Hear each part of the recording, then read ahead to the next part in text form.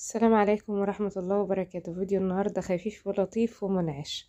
كوكتيل منعش في حر الصيف، يعني ما شاء الله ناكل منه كده. شوب زي ده كده يعني يرطب على قلبنا وكمان فواكه يعني كذا نوع على بعض، فما شاء الله يعني فيها كل العناصر الغذائية لجسمنا وفي منتهى الجمال وطعمه بيبقى حلو قوي.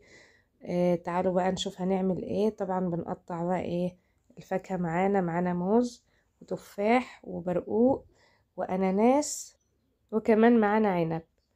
عنب احمر ما شاء الله كان مسكر جدا، وبرضو البرقوق والاناناس والتفاح يعني يمكن ما حطيتش سكر كتير لان الفواكه نفسها كانت مسكرة يعني، فكان طعمه حلو قوي. وكمان في اضافة في اخر الفيديو كمان بضيفها عليه. تابعوا معايا الفيديو للاخر. طبعا الموضوع يا جماعة ما فيهوش اي افتكاسات ولا حاجة، يعني ده مجرد مجموعة فواكه هنقطعها على بعض، يعني مش موضوع ولا قصة ولا بعمل حاجة جديدة يعني. لكن كل ما في الموضوع ان انا بحب اشارككم يعني ايه يومي. ايه الحاجة اللي انا بقدمها لولادي في مطبخي. هي القناة عبارة عن يوميات، فده اللي انا بعمله النهاردة في مطبخي فبصوره لكم يعني. مجرد ان انا بس بشارككم يعني ايه الحاجات اللي انا بعملها، الاكلات الاصناف اللي انا بقدمها لولادي. كمان الكوكتيل فيه فوائد غنية جدا، يعني كل نوع فاكهة من دول ليه فايدة، فلما نجمعهم مع بعض في كوكتيل هيديكي طعم حلو، هيديكي فايدة قوية يعني ما شاء الله يعني. وكمان عندي الولاد بيحبوا الكوكتيل قوي، يعني متعودين دايما ان انا ايه بعمل لهم كوكتيل، فمن وهم صغيرين وهم بيحبوا الكوكتيل. طبعا قطعت كده الموز والتفاح وكمان البرقوق اهو بقطع فيه. اللهم صل وسلم وبارك على نبينا محمد. صلوا على رسول الله وعطروا افواهكم، ودايما كده نذكر الله علشان ربنا يكرمنا ويحسن ما بين ايدينا. اللهم امين يا رب العالمين.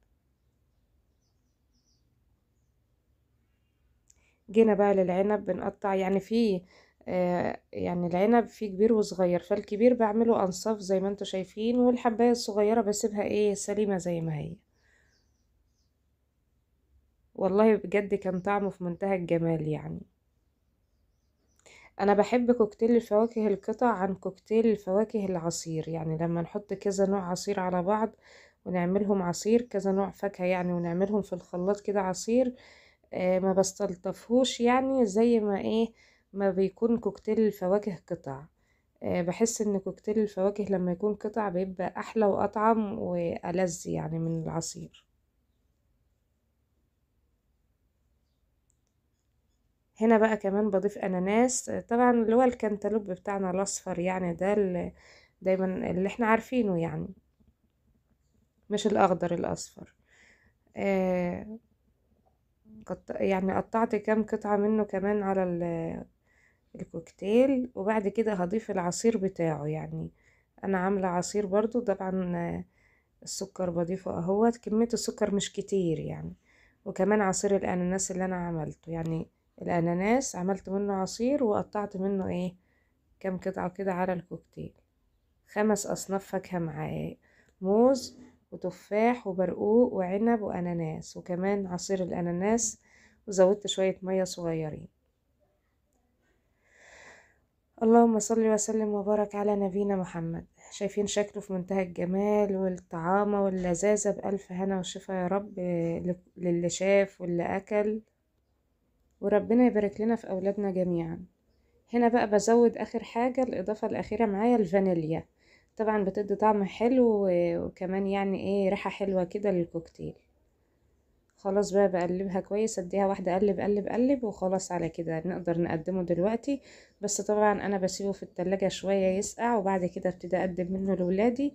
وما شاء الله كان يعني في منتهى الجمال بصراحة يعني، عجبهم طعمه يعني. شايفين الحلاوة بقى واللذاذة، عبنا كده ايه شوب حلو زي ده كده، وناكل واحد زي ده خلاص يعني في الحر اللي احنا فيه ده، لأ يعني بيرطب فعلا على القلب.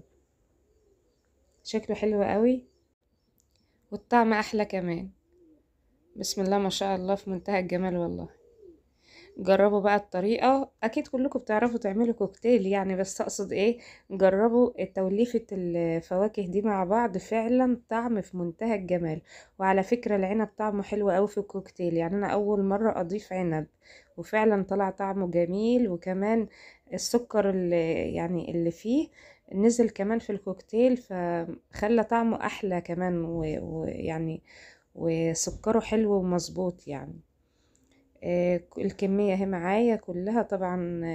هحطها بقى زي ما قلت في التلاجة، واقدم لهم منها طول النهار بقى ياكلوا منها، الف هنا وشفا على قلوبهم. وربنا يبارك لكم في اولادكم وتعملوا لهم كل اللي هم نفسهم فيه. ولادنا طبعا اغلى حاجة عندنا، ودايما بنحب نفرحهم بالحاجات اللي هم بيحبوها، يعني دايما نخلي بالنا من الحاجات اللي ولادنا بتحبها وبتطلبها، دايما نعملها لهم. اشوفكم على خير فيديو جديد. السلام عليكم ورحمة الله وبركاته، وفي امان الله.